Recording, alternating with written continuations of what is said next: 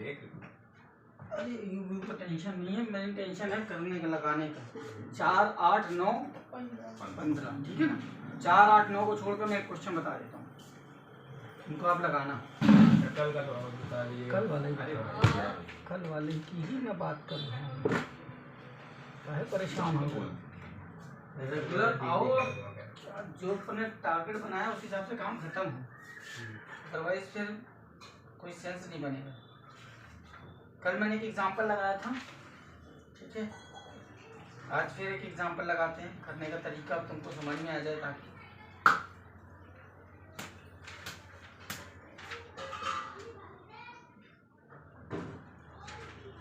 कल 4th लगाया था अपन ने,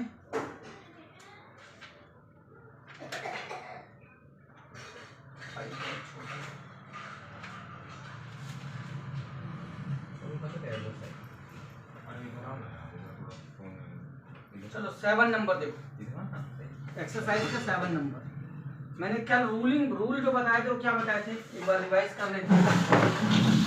अपन को जब अकाउंटिंग इक्वेशन को सॉल्व करना है तो हमें किन चीज़ों का ध्यान रखना चाहिए। अब अकाउंटिंग इक्वेशन सीधा सीधा किस फॉर्मेट पे चलती है कि एसेट होगी, इसके कंपैरिजन में लायबिलिटी होगी और साथ में कैपिटल होगी। हमको इसको इक्वल सेट करना है। हर ट्रांजेक्शन में यानी हर सौदे में जो आप परचेज रिटर्न करते हो, कम से कम 2 नाम आते हैं, एक डेबिट में और एक क्रेडिट में, ठीक है। अब ध्यान रखना, जो 2 नाम आ रहे हैं या तो वो दोनों इसी तरफ मिलेंगे या तो वो दोनों इसी तरफ मिलेंगे, ठीक। अगर दोनों नाम एक ही तरफ मिल गए तो अगर एक प्लस होगा तो दूसरा माइनस, एक प्लस होगा तो दूसरा माइनस। एक ये कब रूल लगेगा, जब दोनों एक ही तरफ मिल गए, दोनों नाम एक ही तरफ मिल गया। अब दोनों नाम मान लो एक इधर मिला और एक इधर मिला, तब इसमें अपन लिख लेते हैं दोनों नाम कहाँ मिले, सेम साइड में। और अगर मिले अपोजिट साइड में तो तब क्या होगा, अगर यहाँ प्लस हुआ तो यहाँ भी प्लस ही होगा और यहाँ माइनस हुआ तो यहाँ भी माइनस ही होगा। ये कॉन्सेप्ट क्लियर हुआ। 2 नाम मिलेंगे, मिलेंगे इकट्ठा मिले चाहे अगल बगल में। दूसरा रूल हमको याद रखना है, जो हमारा स्टॉक होता है इसमें 5 चीजें होती हैं, purchase, sales, purchase return, sales return और अपने आप में खुद स्टॉक। इन सब का मतलब एक ही है, वो क्या है, स्टॉक। परचेज हुआ तो भी स्टॉक, सेल्स हुआ तो भी स्टॉक, परचेज रिटर्न है तो भी स्टॉक, सेल्स रिटर्न है तो भी स्टॉक। क्योंकि सामान सीधी बात है, खरीदोगे तो कहाँ आके रखेगा, गोदाम में। बेचोगे तो कहाँ से निकलेगा, गोदाम से। वापस आएगा तो कहाँ रखोगे, गोदाम में। वापस करोगे तो कहाँ से निकाल के करोगे, गोदाम से। सब कुछ है वो स्टॉक। दूसरा जो इम्पोर्टेंट पॉइंट याद रखना है कि अगर एक्सपेंस हुआ या लॉस हुआ तो वो कैपिटल से माइनस हो जाएगा, और अगर प्रॉफिट हुआ या गेन हुआ तो वो कैपिटल में प्लस हो जाएगा। कुल इतना रूल है इस चैप्टर को लगाने के लिए, इसके अलावा और कुछ नहीं। ठीक, अब आपका प्रोफार्मा क्या है,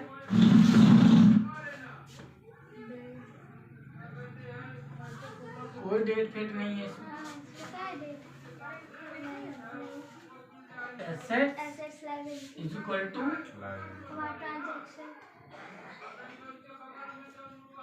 कैपिटल प्लस लायबिलिटी। ठीक, ये फॉर्मेट है। अब आपका क्वेश्चन नंबर जो 7 है, देखो उसमें क्या लिखा है। सबसे पहले स्टार्टिंग में started business with cash, cash लगा के बिजनेस चालू किया। क्या एंट्री बनेगी बताओ, अगर रफ में एंट्री लिखोगे तो क्या लिखोगे, कैश आया और व्हाट गो, कैपिटल के रूप में आया। अभी 2 नाम मिले, कैश और कैपिटल। अब कैश कहाँ होता है और कैपिटल कहाँ होता है बताओ, इधर कैश या इधर कैश होता है, ये कैपिटल तो यहाँ है ही है।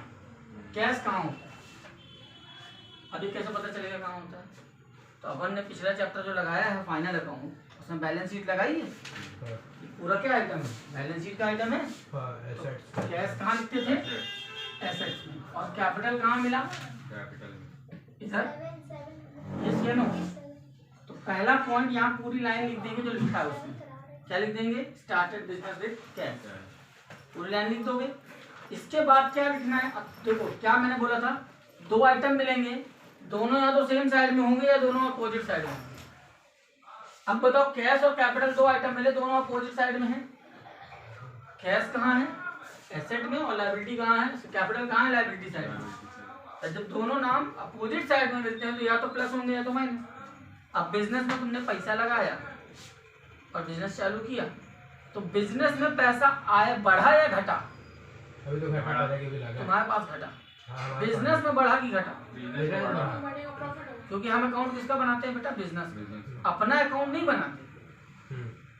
तो बिजनेस में पैसे बढ़ गए, यानी कैश बढ़ गई। कितनी कितनी कैश लिखी?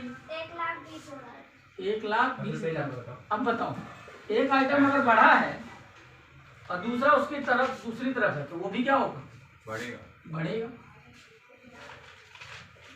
देखो जब आप लगाओगे, अटकोगे तो पूछोगे तो दिमाग में चीजें क्लियर हो। दूसरा पॉइंट बताओ क्या है? दूसरा, purchase a typewriter cash. Typewriter खरीदा, क्या एंट्री बनेगी? Typewriter account DR to cash. Typewriter आया कैश में, तो दो आइटम मिले, टाइपराइटर और कैश। कैश तो यहाँ है, ऑलरेडी लिखा हुआ है। अब टाइपराइटर हमारी एसेट्स है कि लायबिलिटी है? एसेट्स है, तो हमने लिख दिया टाइपराइटर। ठीक, अब दोनों नाम एक ही तरफ मिल गए, दोनों नाम सेम साइड। अब बताओ कैश बढ़ी कि घटी? टाइपराइटर खरीदोगे तो कैश घट जाएगी। तो कैश कितनी घट गई? 8,000 तुम्हारी कैश कम हो गई। तो अगर एक घटा है तो दूसरा सेम साइड होने पे एक घटेगा तो दूसरा बढ़ेगा। इसलिए घटी क्योंकि बिजनेस के पैसे से अपने बिजनेस के पैसे से टाइपराइटर खरीदा। ये लाइनें बेटा किसने लिखी है? बिजनेसमैन ने। किसके लिए लिखी है? बिजनेस के लिए। ये सब घटना बिजनेस में घट रही है। दुकान की जरूरत से पुराने जमाने का बात है, इसलिए टाइपराइटर लिखा है। आज के जमाने का आदमी बुक लिखेगा कंप्यूटर खरीदा। तो कंप्यूटर खरीदा तो कंप्यूटर तो आया, तो कंप्यूटर तो बढ़ गया और पैसा चला गया, कैश घट गई। तो कितना हुआ ये? 1,12,000, ये है 8,000 और इसके नीचे कुछ चेंज नहीं हुआ तो जीरो लिख दो, 1,20,000। अब ये कहलाएगा न्यू इक्वेशन। अब नंबर 3 आ जाएगा। 3 नंबर पॉइंट क्या कह रहा है? परचेज गुड्स ऑन क्रेडिट, उधार में सामान खरीदा। परचेज गुड्स फॉर कैश, तो क्या एंट्री बनेगी? एंट्री बनेगी परचेज अकाउंट DR टू, ये एंट्री बनेगी purchase account DR to cash. अब परचेज का मतलब क्या बताया था? परचेज का मतलब क्या बताया था? But meaning of purchase. Purchase का मतलब क्या बोला था मैंने? स्टॉक। स्टॉक कहाँ होता है? स्टॉक होता है एसेट्स में। स्टॉक होता है एसेट में। अब दूसरा नाम क्या है? कैश। अब स्टॉक और कैश दोनों सेम साइड पे मिले। अब तुमने परचेस किया तो कैश बढ़ गई या घट गई? तुमने सामान खरीदा नगद में तो कैश क्या हो गई? घट गई। कितनी? 50,000। तुम्हारा 50,000 कैश क्या हो गया? 50,000 की कैश घट गई। दूसरा आइटम स्टॉक अपने आप क्या होगा? बढ़ जाएगा। ये कितना बचेगा?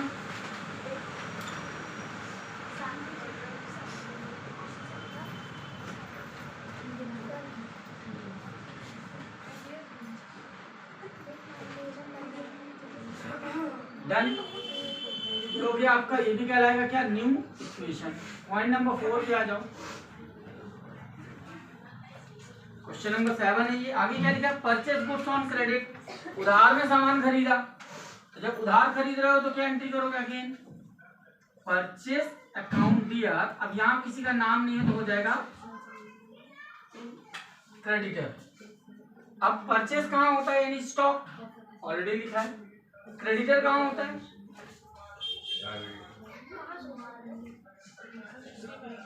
क्रेडिटर इधर होता है। अब दो नाम मिले, परचेस और स्टॉक, क्रेडिटर। तो परचेस का मतलब तो स्टॉक होता है, तो स्टॉक यहाँ है, क्रेडिटर यहाँ है। जब दो नाम अपोजिट साइड में हो तो अगर तुम सामान खरीदोगे तो सामान बढ़ेगा या घटेगा? बढ़ेगा। बढ़ेगा। तुम्हारा 60 कितने का सामान था? 40,000 का। 40,000 का स्टॉक बढ़ गया। और मैंने क्या बताया है, अगर अपोजिट साइड में है तो अगर एक बढ़ा तो दूसरा भी बढ़ेगा।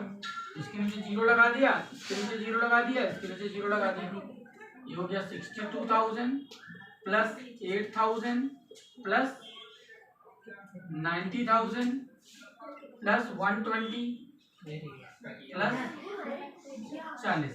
इन सबका टोटल, इन दोनों का टोटल के इक्वल होना चाहिए। ये कहलाएगा न्यू इक्वेशन।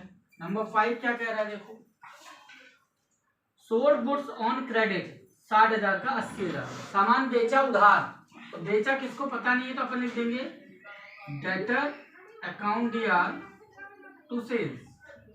अब सेल्स का मतलब भी क्या होता है? सेल्स का मतलब परचेज हो, सेल्स हो, परचेज रिटर्न हो, सेल्स रिटर्न हो, सब ऐसी बना के रखिए। या आप हर क्वेश्चन के लिए एक चिट बना के रख लो सामने। धीरे धीरे धीरे ये चीजें क्वेश्चन लगाओगे तो याद हो जाएंगे, नहीं लगाओगे तो अलग वन मारेगा। अब डेटर कहाँ होता है? दो नाम क्या मिले?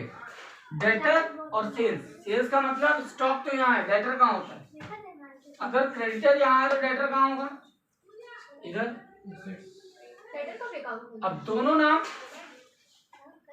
नाम कहाँ मिले? सेम साइड, यानी अगर एक बढ़ेगा तो दूसरा घटेगा।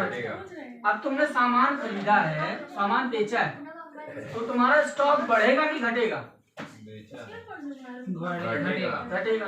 तो तुमने 60,000 का सामान बेचा है, लेकिन कितने में बेचा है? सामने वाले से 80,000 में। डेटर से पैसा कितना ले रहे हो? 20,000। तो 20,000 एक्स्ट्रा ले रहे हो, तो 20,000 प्रॉफिट हुआ। और प्रॉफिट को हम कहाँ लिखते हैं? प्रॉफिट को हम कैपिटल में प्लस करते हैं। तो प्रॉफिट कितना हुआ? 20,000। अब यहाँ आ गया 62, यहाँ भी जीरो लगा दो। 8 1,50,000 प्लस 80, ये कितना हो जाएगा? 1,50,000 प्लस 40, 90 और 60, 50,000। ये कहलाएगा new equation. Again number 6 number क्या कह रहा है? Rent paid rent 1500। रेंट दिया तो क्या एंट्री करते तुम? रेंट अकाउंट दिया टू कैश। अब रेंट क्या है? खर्चा। खर्चा हम क्या करते हैं? कैपिटल से माइनस। तो कैपिटल से 1,500 रुपए माइनस हो गए और हमने रेंट दिया यानी हमने कैश दिया होगा, दोनों तरफ माइनस हुआ।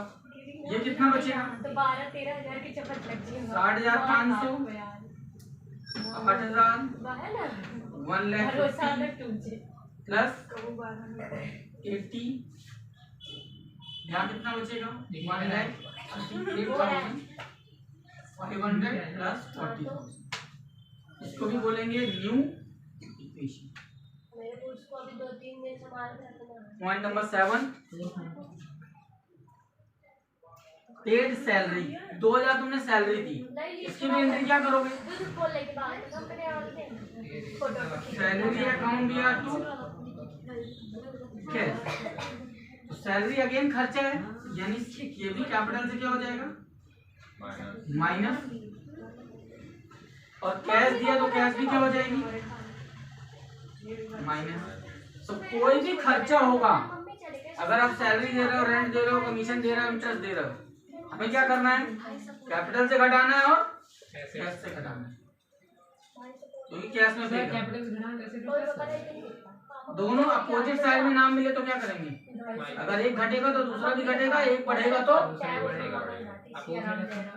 अपोजिट है तो क्या लिखा है देखो, अगर दोनों साइड अपोजिट साइड ही तो है दोनों, नहीं यहाँ माइनस अगर ऐसा नहीं होगा कभी, नहीं होगा। कितना आएगा ये 58,500 प्लस 8,000 प्लस 1 लाख,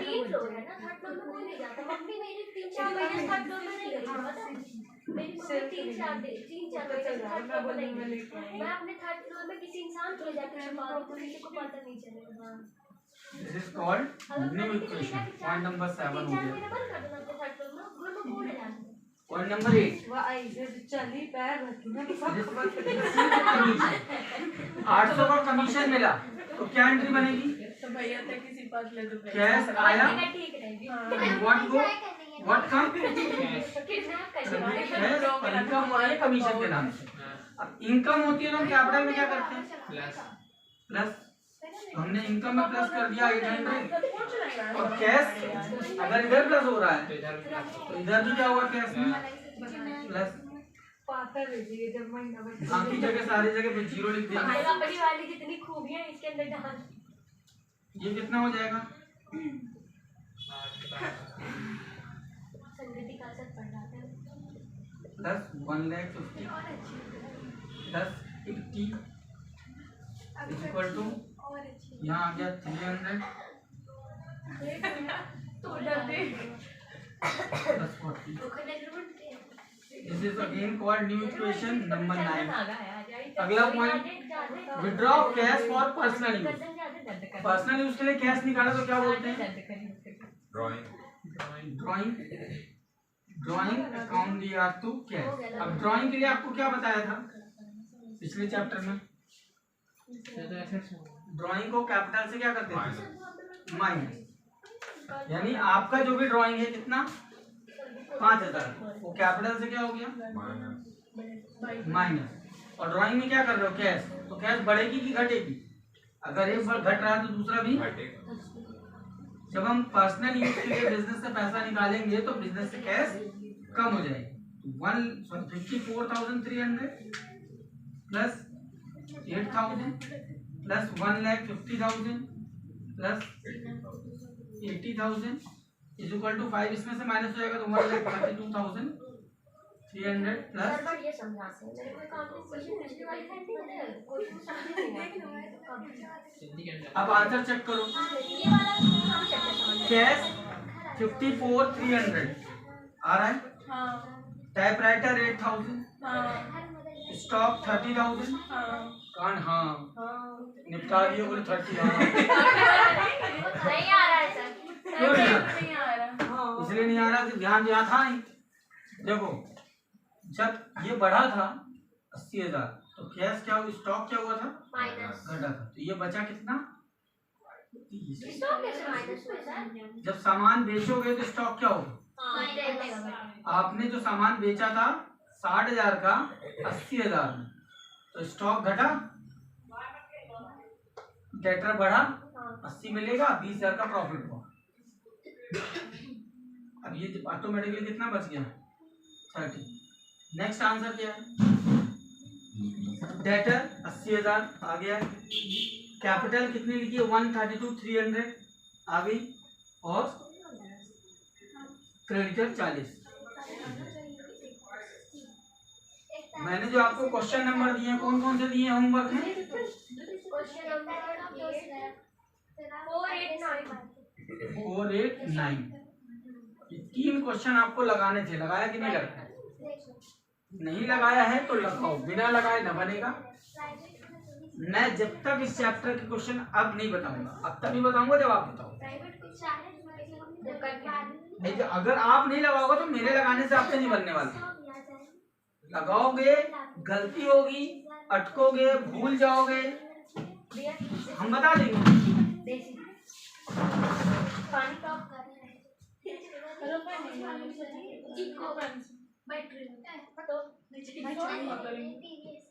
यहाँ पे सॉल्व करना है 25 अभी सॉल्व करना है, यहाँ पे पढ़, यहाँ पे लगवाऊंगा अगर तो फिर तुम लोग जो है थ्योरी का पढ़ो, ठीक है ना। चलिए अब अपन ने कल थ्योरी कहाँ तक पढ़ी थी, कल अपन ने बात की थी कैरेक्टरिस्टिक्स या स्टेप या प्रोसेस ऑफ अकाउंटिंग। क्या क्या पढ़ा था उसमें? Identifying, recording, classifying, summarising, analysing and last था कम्युनिकेटिंग। ये 5-6 स्टेप्स में अकाउंटिंग की पूरी प्रोसेस होती है। ये टॉपिक हो गया था अपन का। अकाउंटेंसी अकाउंटिंग का बताए थे। अब नॉमिनल दिया। हाँ जी, अब अगले पॉइंट आता है ऑब्जेक्टिव ऑफ अकाउंटिंग।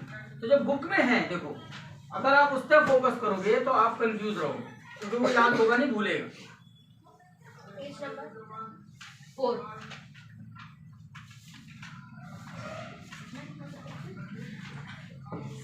ये बताओ, इसकी फोटो खींचो जल्दी। पता चला बता दूंगा तो फिर गड़बड़ हो जाएगा। आपका चोखा ऐसे खोले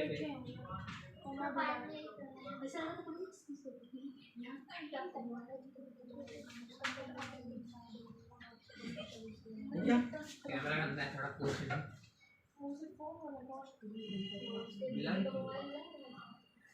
वो पीछे रखा है। ठीक है, चलो ध्यान दो। What is the meaning of objective? Objective का क्या मतलब होता है? ऑब्जेक्टिव का क्या मतलब होता है, पहले ये बताओ। और मैं ऑब्जेक्टिव ऑफ अकाउंटिंग की बात नहीं कर रहा हूँ, मैं ये बात कर रहा हूँ कि what is the meaning of objective. Objective का मतलब क्या होता है?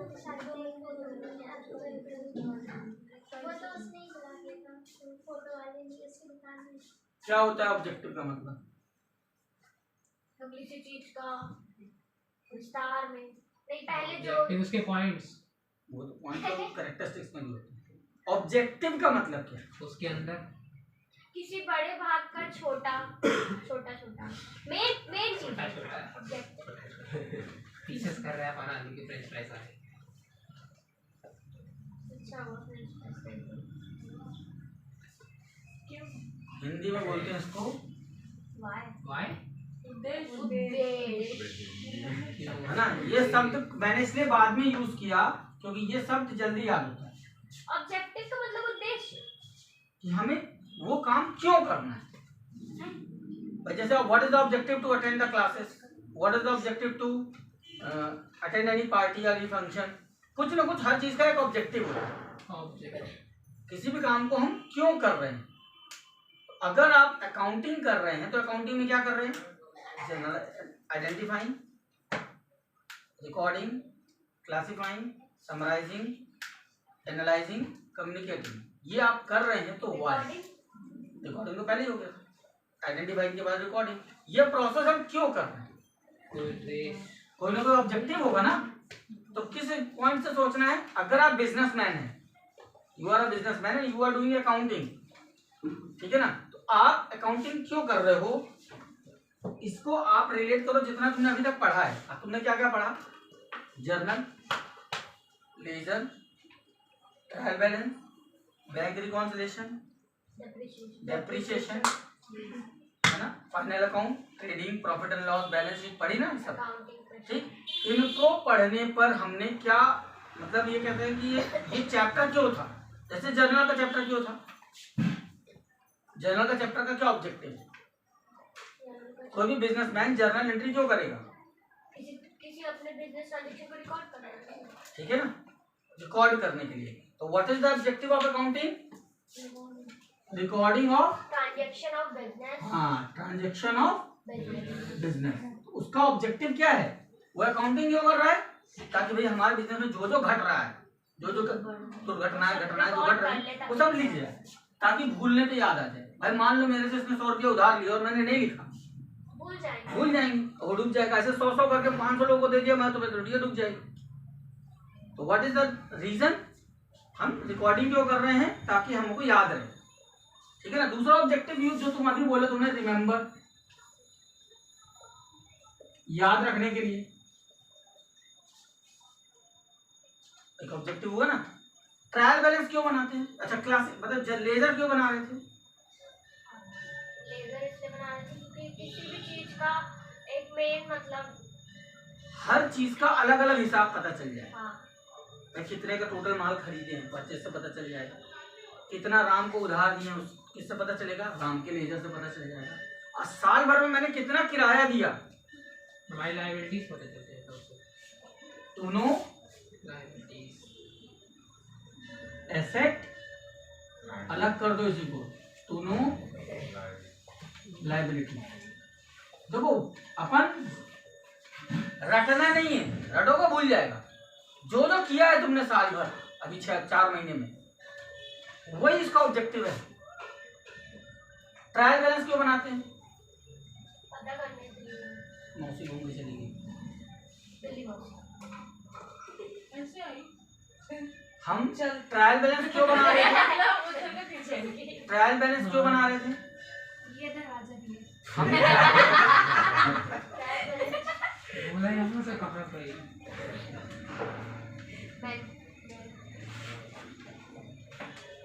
पहली गड़बड़ होगी। मैथमेटिकल एक्यूरेसी गोली पढ़े और है ना। हम क्या चेक करने के लिए बनाते हैं ट्रायल बैलेंस, कि भैया जो अभी तक हमने किया वो रिकॉर्ड सही है या गलत। अब फाइनल अकाउंट क्यों बनाते थे बताओ? फाइनल अकाउंट से क्या पता चलता था? जो तुम ट्रेडिंग प्रॉफिट एंड लॉस और बैलेंस शीट बनाते थे उससे क्या पता चलता था? टोटल ट्रायल अच्छा प्रॉफिट एंड लॉस से क्या रिजल्ट निकलता था?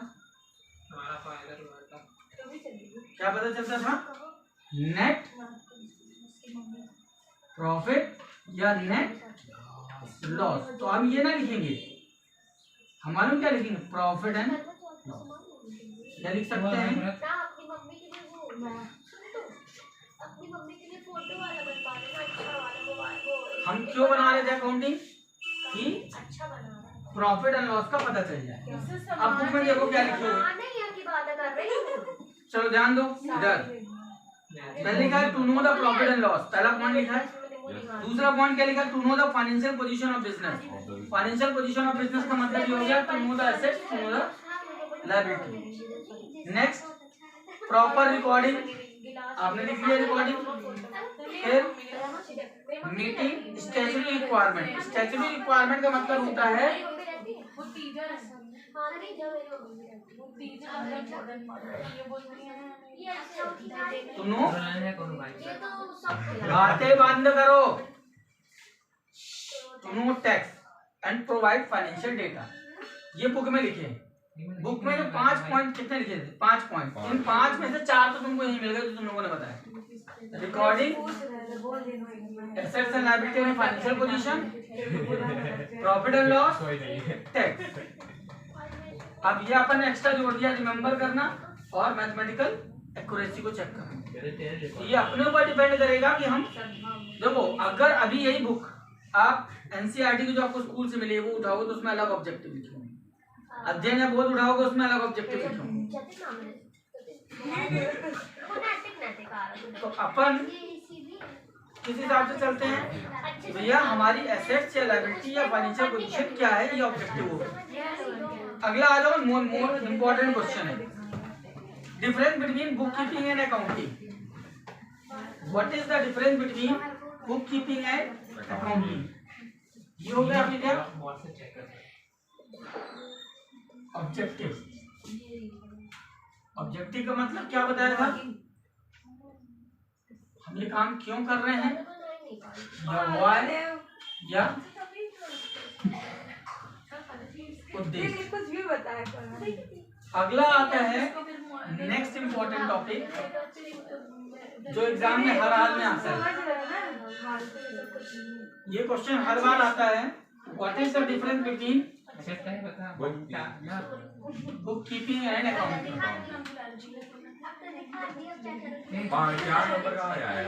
हर बार आएगा। तो पहला तो हो गया मीनिंग, पहला लिख दो मीनिंग। तो बुक कीपिंग का मीनिंग क्या मैंने कर बताया था? अकाउंटिंग का मीनिंग क्या है? Recording process of book keeping या maintaining the process of book keeping is known as accounting. इधर ध्यान दो। अगला ऑब्जेक्टिव क्या है इसका? बुक कीपिंग का ऑब्जेक्टिव क्या होता है? इसका ऑब्जेक्टिव है रिकॉर्डिंग। ट्रांजैक्शन को लिखना, और अकाउंटिंग का ऑब्जेक्टिव है एनालाइजिंग एंड कम्युनिकेटिंग। एनालाइज करना या कम्युनिकेट करना काम है अकाउंटिंग का, या रिजल्ट फाइंड आउट करना। क्वालिफिकेशन इसके लिए क्या चाहिए? क्वालिफिकेशन, अगर आपको बुक कीपिंग करनी है, ध्यान से समझना, तो आपको दो ही काम करने पड़ते हैं, जर्नल और लेजर। तो पीछे की 2 बार कर देगा तुरंत हो जाता है। बहुत ज्यादा क्वालिफिकेशन की जरूरत नहीं, लेकिन अगर आप अकाउंटिंग करोगे तो नीड नहीं बोल रहे हैं, पता है असली है, बता रहे क्वालिफिकेशन। इसके लिए कौन से क्वालिफिकेशन चाहिए? कवर सीए या सीएस?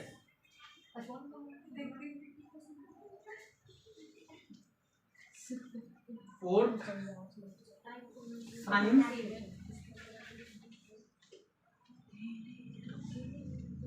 कीपिंग और अकाउंटिंग का वो बता रहे हैं। ये है आर्ट, डिफरेंस ना, और ये है, इधर से बहुत बड़ा बड़ा पॉइंट। अरे ये हम खुद गूगल खूब सारा निकाल लिए हैं। ये है आर्ट और ये है साइंस। फिर अगला अपन बात करें स्कोप, तो इसका है लिमिटेड और इसका है अनलिमिटेड। बोल दो या ब्रॉडर बोल दो, मतलब ज्यादा, ठीक है ना। टाइम, उसने बना भी दिया। ये कब काम करते हैं और ये काम कब करते हैं? इसको करते हैं व्हेन ट्रांजैक्शन हैपन। जैसे ही सौदा हुआ आपको ये करना पड़ेगा, सामान बिका ये लिखना पड़ेगा, बट ये कब होगा? End of year. जब साल का अंत होगा या 6 महीने का अंत होगा या 3 महीने का अंत होगा तब बनेगा, ठीक है ना। एक और याद कर लो इसमें आसान वाला जो है डिपेंडेंसी।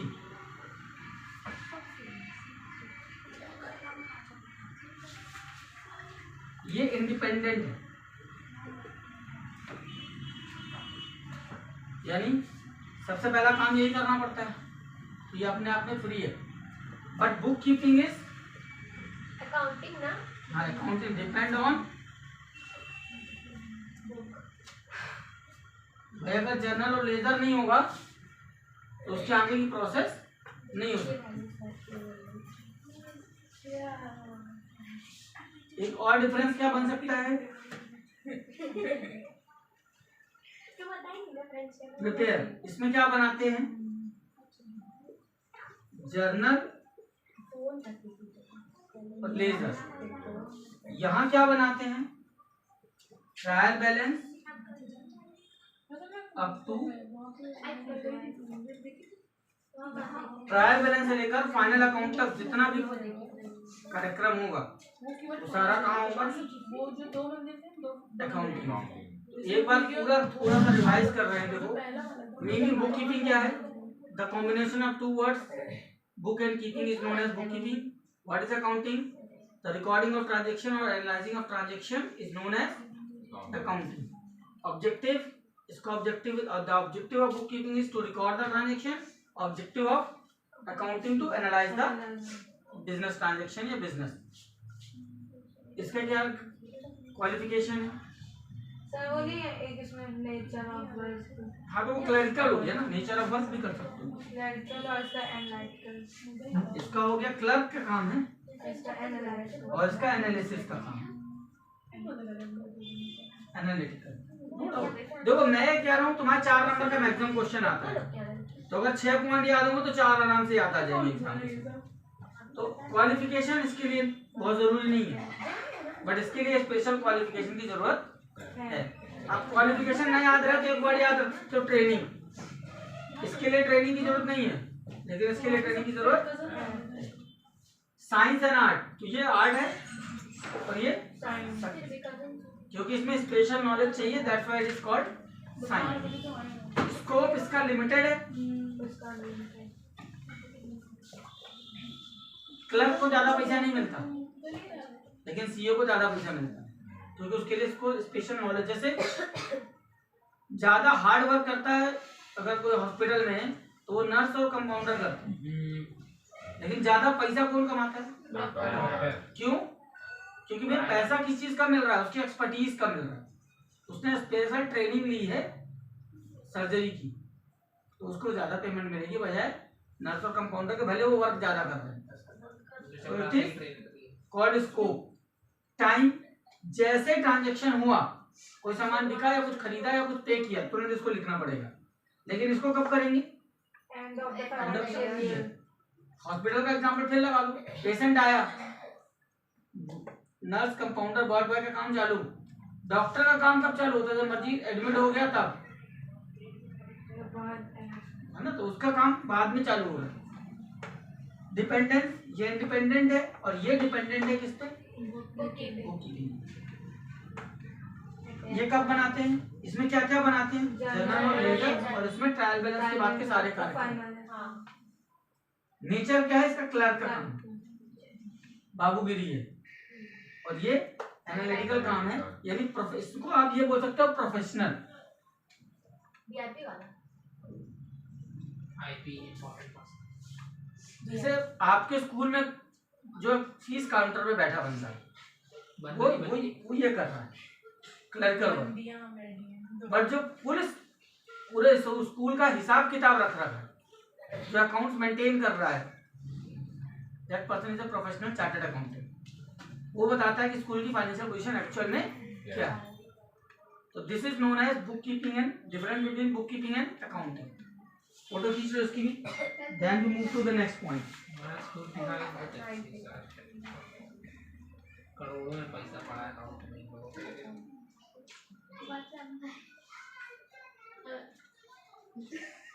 कंडिया तेरी माँ हो गया? देख लो, मैं पकड़ नहीं तेरा हाथ, पकड़ भी ना पाई है मोर हाथ, समझी? पहली बार कितना अच्छा बोली पहली बार। मुझे तेरा हाथ पकड़ने की कोई शौक भी नहीं है, जिसको पकड़ना है वो पकड़ाऊंगी, नहीं तो क्या। अननोन बॉय कौन है भाई? ये नॉन बॉय के आईडी में देख लो अननोन बॉय कौन है। चलिए अगला पॉइंट है advantage of accounting. What is the advantage of accounting? तो ध्यान रखना, जो आपने ऑब्जेक्टिव में पॉइंट लिखे थे ना, जाते लगा दे भाई मेरे। ध्यान से समझो। आईफोन वाले ही तो लेके घूमो हर जगह से। कितनी हो गई बैटरी? 15। कितने में वो भाई होती है। बहुत जल्दी जाती है। हमारा भाई भी दिन भर माथा पच्ची हो गया मेरा तो। कितने भी ली रहे हैं इससे अभी? समझ ले, मैं उससे 74 में ली थी मैं, और मैं 2 रील्स बनाई का, और मेरा भाई 2 रील बनाया, अब मैं 3 फोटो खींची, और ये फोन धारा रहा है। तो ध्यान से 20% हो। आप एडवांटेज बोलो, कैरेक्टरिस्टिक्स बोलो, इम्पोर्टेंस बोलो, मेरिट बोलो या ऑब्जेक्टिव बोलो, ये नहीं डालना। सब सेम। क्योंकि एग्जाम में आपको एक चैप्टर से एक ही क्वेश्चन आएगा। मैं फाइनल एग्जाम की बात कर रहा हूँ, 12 चैप्टर हैं, 24 तो क्वेश्चन देने हैं, तो एक चैप्टर से 1 या 2 क्वेश्चन से ज्यादा नहीं। तो अगर आपसे ऑब्जेक्टिव पूछ रहा है, या एडवांटेज पूछ रहा है, या मेरिट पूछ रहा है, या इंपॉर्टेंस पूछ रहा है, या कैरेक्टरिस्टिक्स पूछ रहा है, तो उसका मतलब एक ही। जैसे सलामांस का है, आते हैं फोन चार्ज करते। आईफोन।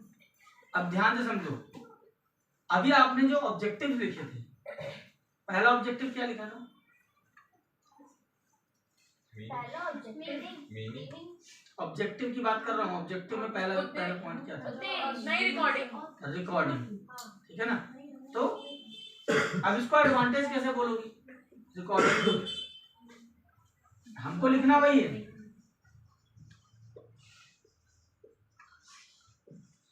अब इसको हम कैरेक्टरिस्टिक्स कैसे बना दें, इसी को हम इंपॉर्टेंस कैसे बना दें? ऑब्जेक्टिव तो है कि हमको रिकॉर्डिंग करनी है, इसलिए हमको अकाउंटिंग करनी पड़ेगी। देखना मेरे वो सेंटेंस को पकड़ना, क्योंकि मुझे अपने बिजनेस ट्रांजेक्शन चाहिए, इसलिए मुझे उसे रिकॉर्डिंग करनी होगी, ये उद्देश्य होगा, ठीक है ना। इंपॉर्टेंस कैसे हो गया?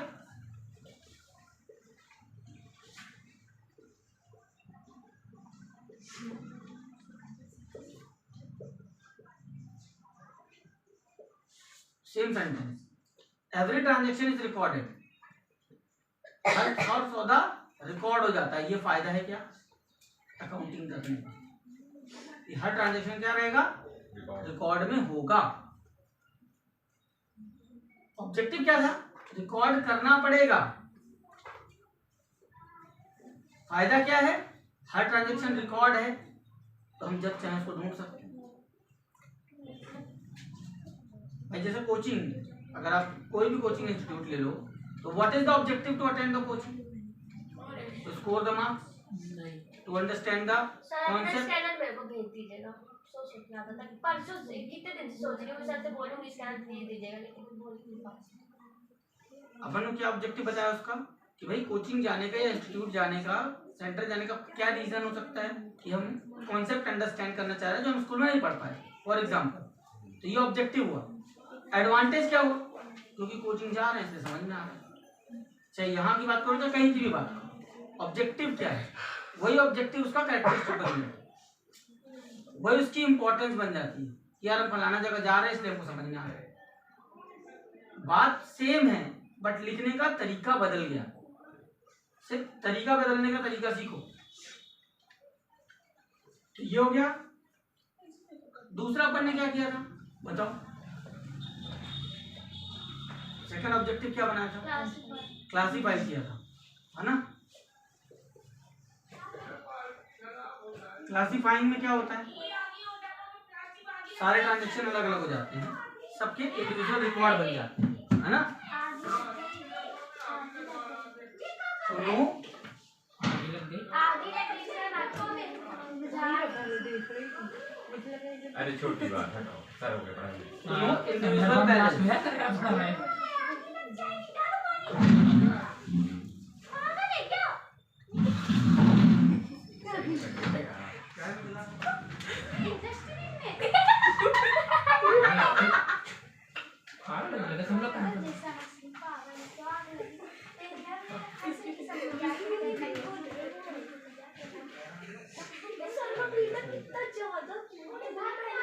अभी चड्ढा बन गया अरे ना भाई फटे। लग रहा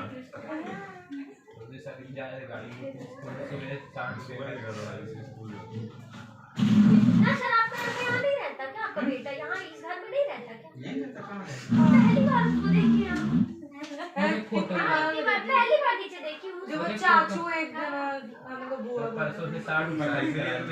नजर लग जाएगी पर 60 रुपए खर्च कर Importance of accounting क्या है? 60 रुपए खर्च कर भाई आपको इंडिविजुअल बैलेंसेज या इंडिविजुअल बैलेंस वर्ड ना लिखो तो इंडिविजुअल रिकॉर्ड। फिर इसमें आपने बताया था टैक्स, एक इम्पोर्टेंस क्या है, क्या हो गया था ऐसे जला लिया लेकिन